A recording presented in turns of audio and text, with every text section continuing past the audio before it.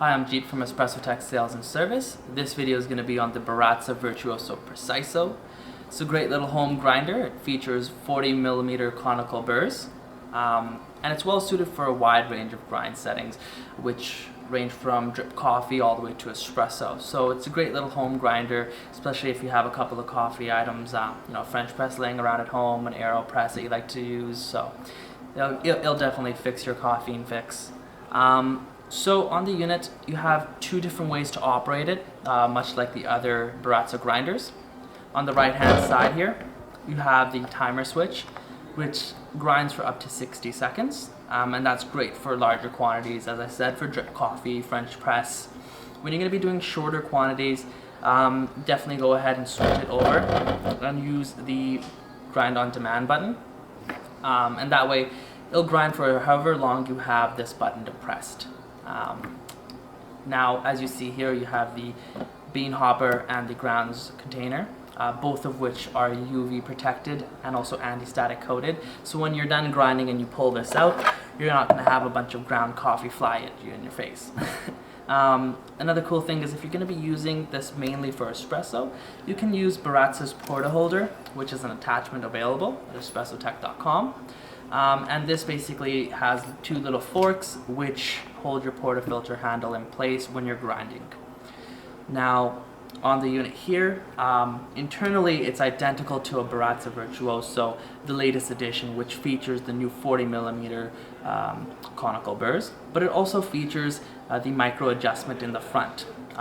The micro adjustment has letters from A to K, so that gives you 11 letters of settings, and also you have the 40, which is the same as the Virtuoso, so 40 times 11. You do the math, but that's the precision that you get, and hence why they call it the Preciso.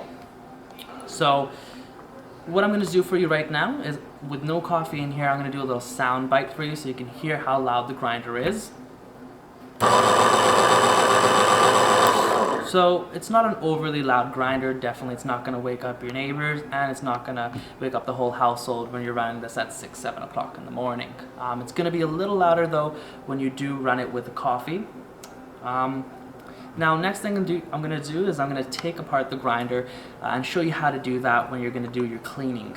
You're going to be doing the cleaning to ensure that there's no old coffee and oils in there, and to make sure that your cups are really fresh. That way your espressos will be tasting the best that they can. No point of buying really good coffee when you got a dirty grinder. So to do so, you want to set it to the coarsest setting. You don't have to touch the micro adjustment. You just simply move the bean hopper to the coarsest setting, which is 40. The bigger the number, the coarser the grind. So when you have it at the coarsest setting, you simply just lift it up. Now with the bean hopper out of the way, it exposes everything else. So over here, you have the dust shield, which simply pops up. Once you have the dust shield out of the way, you can remove the upper burr, which is held in by the upper burr holder, and that can be lifted up.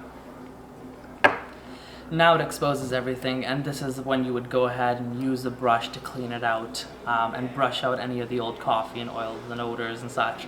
Again, you can use Grinds Cleaner, which is a great product, but it's not going to do as good of a cleaning as a manual cleaning would. Now to reinsert everything, what you want to do is you want to take that upper burr, and you'll see the two ears on there located on this side and this side. One of the ears will have a red dot, so you want to basically take the red dot and line it up to the 5 o'clock position on the upper ring.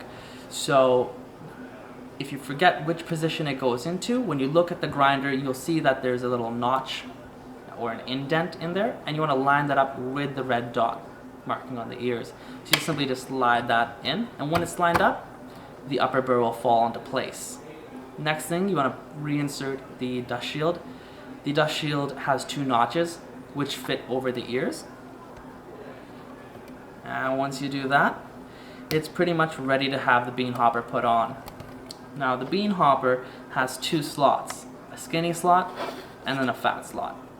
The skinny slot is going to go on the same side as the timer. Once you do that, you can lock in your bean hopper in place, and you've pretty much reassembled the grinder back into position. Of course, when you're doing this at home, you want to make sure you have it unplugged.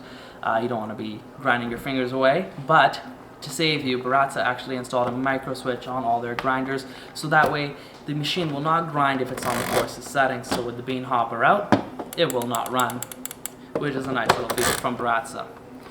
So thank you for checking into our video. Stay tuned for our next one, and please subscribe and comment. We do read them, and stay posted.